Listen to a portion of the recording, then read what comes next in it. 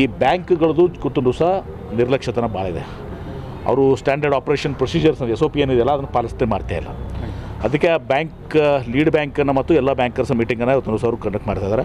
ಅವ್ರಿಗೆ ಇಷ್ಟೆಲ್ಲ ಜನರ ಹಣ ಇವತ್ತು ದಿವಸಲ್ಲಿದೆ, ರೈತರ ಹಣ, ಬಡವರ ಹಣ ಎಲ್ಲನೂ ಕೂಡ ಬಂಗಾರ ಆಗಲಿ ಅದನ್ನು ಸಂರಕ್ಷಣೆ ಮಾಡೋದು, ಸುರಕ್ಷತೆ ಇಡೋದು ಅವ್ರ ಕರ್ತವ್ಯ ಇವತ್ತು ದಿವಸದ. ಪದೇ ಪದೇ ನಾವು ಇದೇ ರೀತಿ ದರೋಡೆ ಆಗೋದು, ಪಾಪ ಮತ್ತು ಪೊಲೀಸರ ಮೇಲೆ ಒತ್ತಡ, ಇದೇ ಕೆಲಸ ಮಾಡ್ಕೊಂಡಿರ್ಬೇಕಾಗ್ತದೆ. ಇಲ್ಲಿಕಂದ್ರೆ ನಾವು ಆ ಫಸ್ಟ್ ಇವತ್ತಿನ ದಿವಸ ಆ ಬ್ಯಾಂಕರ್ಸ್ ಮೇಲೆ ಕ್ರಮ ಕೈಗೊಳ್ಬೇಕಾಗ್ತದೆ. ಈಗ ಮನೆಗಳಲ್ಲಿ ಆಗಿದ್ದು ಹಾಗೆ.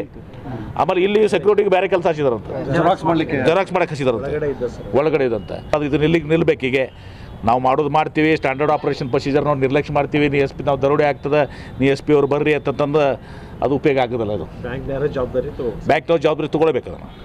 ಇಷ್ಟು ದೊಡ್ಡ ಅಮೌಂಟ್ ಇದೆ, ಮತ್ತು ಯಾಕೆ ಬ್ಯಾಂಕ್ ನಡೆಸ್ತೀರಿ? ಜನರ ಹಣವನ್ನು ನೀವು ಸುರಕ್ಷಿತವಾಗಿ ಇಟ್ಕೊಳ್ಳೋಕೆ ನಿಮ್ಗೆ ಸಾಧ್ಯ, ಬ್ಯಾಂಕ್ ಬಂದ್ ಮಾಡಿರಿ, ಅದನ್ನು ಬೇಕಾಗಿಲ್ಲ ಬ್ಯಾಂಕ್ಗಳು. ಅದು ಗೊತ್ತಿದೆ, ಅದೆಲ್ಲ ನೋಡಿ. ಇದೆಲ್ಲ ಯಾರು ತಪ್ಪಿಸ್ತಿರ್ತಾರೆ, ಇಂಥವ್ರು ಇರ್ತಾರೆ, 100 ಮಂದಿಯಾಗ ಒಬ್ಬೊಬ್ಬರು ಇಂಥ ಜನ ಇರ್ತಾರೆ. ಈಗ ರೀ ಅದನ್ನು ಅವ್ರನ್ನ ಈ ಎಲ್ಲ ಖರ್ಚುಗಳು ವೆಚ್ಚಗಳು ಏನಾಗ್ತಾವೆ ಇವತ್ತಿನ ದಿವಸ ಎಲ್ಲನೂ ಅದನ್ನು ಬ್ಯಾಂಕ್ನವ್ರಿಗೆ ವಿತ್ ಪೆನಾಲ್ಟಿ ಆಗಬೇಕು, ಅವ್ರ ಮೇಲೆ ಆ್ಯಕ್ಷನು ಆಗಬೇಕು.